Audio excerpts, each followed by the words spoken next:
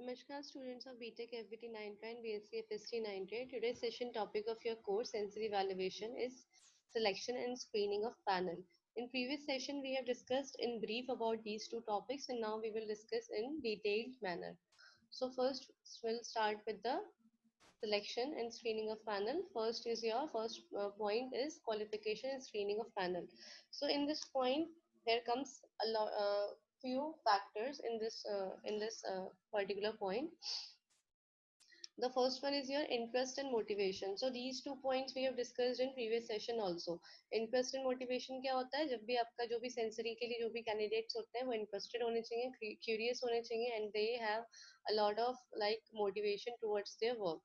Second attitude towards food, इसमें क्या है, जितने भी कैंडिडेट्स होते हैं जिनकी स्ट्रॉन्ग डिसलाइकिंग किसी पर्टिकुलर फूड के लिए है तो they are unsuitable for the screening, because अगर उनकी लाइकिंग डिसलाइकिंग बहुत रिजिड है और वो किसी फूड प्रोडक्ट को लेके काफी रिजिड लाइकिंग डिसलाइकिंग रखते हैं तो वो लोग कैपेबल नहीं होते हैं सेंसरी टेस्टिंग के लिए. तो you should be flexible in this field.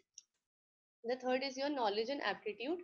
Knowledge and aptitude में क्या आता है? नॉलेज में तो क्या है कि जितने भी कैंडिडेट्स हैं आपके जो सेंसरी के लिए जा रहे हैं तो they have a basic knowledge about the foods principles and it's aspects.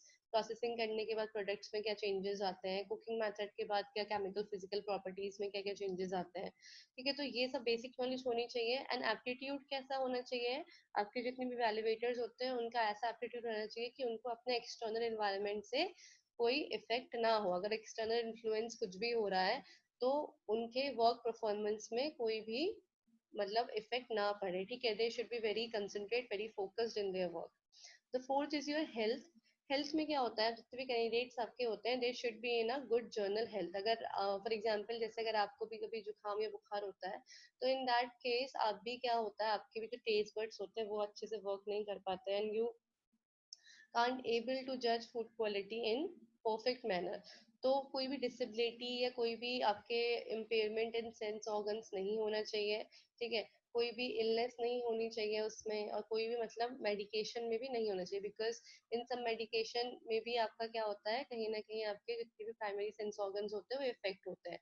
तो ये सब सेंसरी कैपेबिलिटी आपकी क्या होनी चाहिए? आपकी शार्प होनी चाहिए, परफेक्ट होनी चाहिए एंड नॉर्मल होनी चाहिए.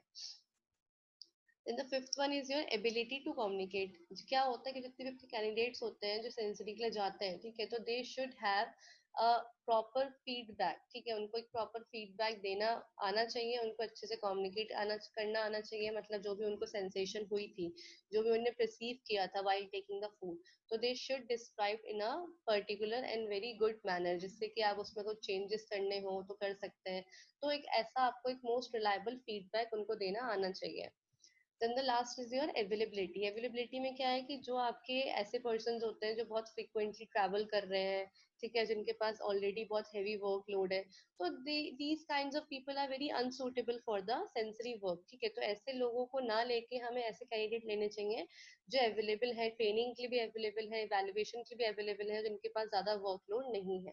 ठीक है, तो availability is very important factor while selecting any member for the panel. Now the second point is your screening. तो स्क्रीनिंग जब भी हम करते हैं, स्क्रीनिंग के लिए हमारे कुछ टेस्ट होते हैं, पार्टिकुलर टेस्ट. तो अकॉर्डिंग टू दोज टेस्ट हम क्या होता है, जो भी कैंडिडेट इस टेस्ट में पास होते हैं तो वही आपके सिलेक्ट किए जाते हैं फॉर द पैनल मेंबर. तो the first test is determining the impairment of primary senses. कोई प्राइमरी सेंसेस में कोई इम्पेयरमेंट तो नहीं है, ये डिटरमाइन करने के लिए एक टेस्ट होता है आपका.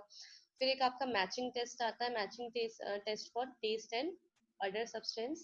थर्ड आपका आता है ability to detect basic taste and odour level, मतलब कि आपका जितना भी बेसिक टेस्ट आपके हैं, जो भी आपको अडर आ रहा है, जो भी आपको फ्लेवर आ रहा है, अरोमा आ रहा है, उसकी एबिलिटी को डिटेक्ट करना. ठीक है, fourth is your determining the ability to characterise texture. ठीक है, टेक्सचर को कैसे कैटेगराइज कर रहे हैं, कैसे परसीव कर रहे हैं, उसको डिटरमाइन करना. And the last one is your comparison with other candidates, मतलब आपकी परफॉर्मेंस बाकी कैंडिडेट्स के कंपैरेटिवली कैसी रही है.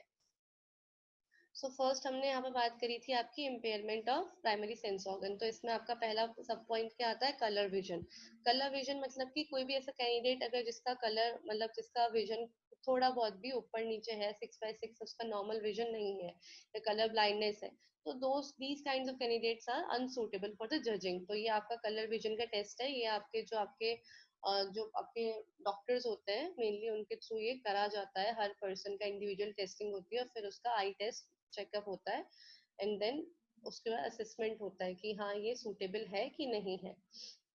सेकेंड आपका क्या था, आपका बेसिक टेस्ट का डिटेक्शन था। अब बेसिक टेस्ट में क्या होता है, सोल्यूशन बनाते हैं वहाँ पे, ठीक है। आपके 4 जो बेसिक टेस्ट होते हैं, जैसे आपका sweet, salt, salt and bitter, तो ये आपके चारों फ्लेवर्स, अरे सॉरी, चारों टेस्ट के अकॉर्डिंग सोल्यूशन बनाते हैं।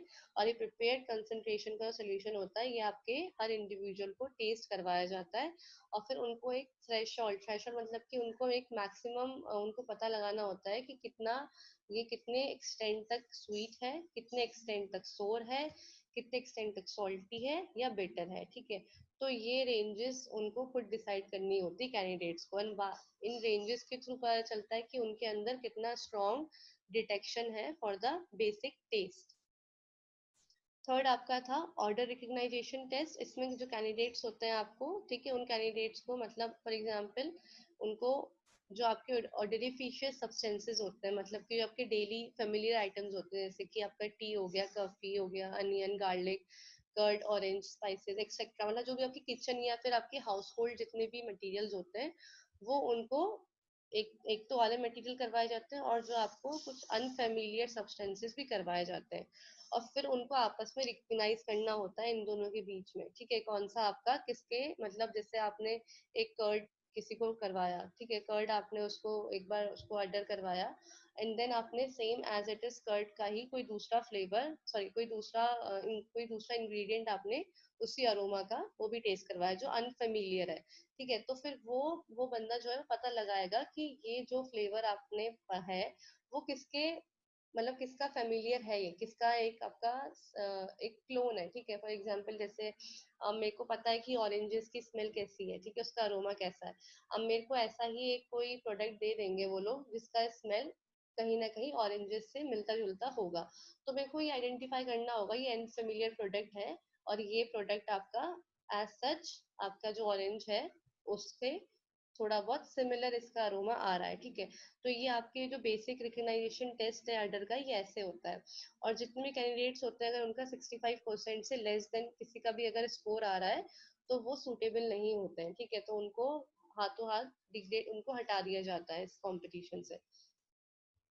देन योर टेक्सचर कैरेक्टराइजेशन, इसमें क्या होता है कि आपका ये जो आपका टेस्ट होता है वो बहुत मतलब बेनिफिशियल होता है फॉर द डेयरी प्रोडक्ट्स, ठीक है। डेयरी प्रोडक्ट्स में आपके टेक्सचर एट्रीब्यूट जैसे कि आपका चीज, पनीर, बटर, आइसक्रीम, खोया, ठीक है, आपका जितना छेना, ये सारे आपके डेयरी प्रोडक्ट्स जो भी हैं, तो इनमें हम क्या करते हैं, टेक्सचर, इनके टेक्सचर के लिए मतलब मोस्ट कॉमनली टेक्सचर कैरेक्टराइजेशन आपके डेयरी प्रोडक्ट्स में ज्यादातर यूज करा जाता है ये वाला टेस्ट, ठीक है। इसमें आपके प्रोडक्ट्स जो होते हैं according to their nature and according to their texture properties arrange कर दिए जाते हैं, हार्ड से इलास्टिक, इलास्टिक हार्ड, पहले हार्ड प्रोडक्ट्स रखे जाते हैं, फिर इलास्टिक रखे जाते हैं, फिर एडेसिव रखे जाते हैं, मतलब आपके स्टिकी होते हैं, फिर ब्रिटल होते हैं जो आपके इजिली आपके ब्रेकेबल होते हैं, फिर गमी प्रोडक्ट्स होते हैं आपके, वो भी आपके इलास्टिक टाइप के होते हैं थोड़े, ठीक है, कोहेसिव होते हैं, चिपचिपे होते हैं, चुई होते हैं। तो मतलब ये अलग अलग नेचर के टेक्सचर प्रॉपर्टीज के अकॉर्डिंग आपके जितनी प्रोडक्ट्स है अरेंज करे जाते हैं, और हर कैंडिडेट को आइडेंटिफाई करना होता है कि इस प्रोडक्ट में कौन सी टेक्सचर प्रॉपर्टीज है, ठीक है। और इसमें भी सेम स्कोर अगर किसी का 65% से लेस देन है तो that candidate is unsuitable for the sensory testing.